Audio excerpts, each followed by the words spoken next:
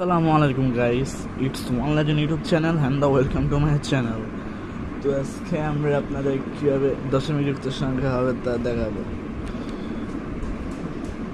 52.19 into 2 দেবেন।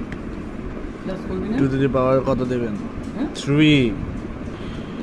যেটা আমি নিব বাইনারিতে নিব, যেন 2 দিছি গুণ, আর পাওয়ার সময় 3 দেবেন। যেটাই দশমিকে নিলে ইন্টু 10 to the power 3, যেভাবে ইকুয়ালের চাপ দিলাম, তো একটা নাম্বার আসছে। ওকে, এখন আমি চলে যাব কিসে, মোডে। আমি 3-তে যাব।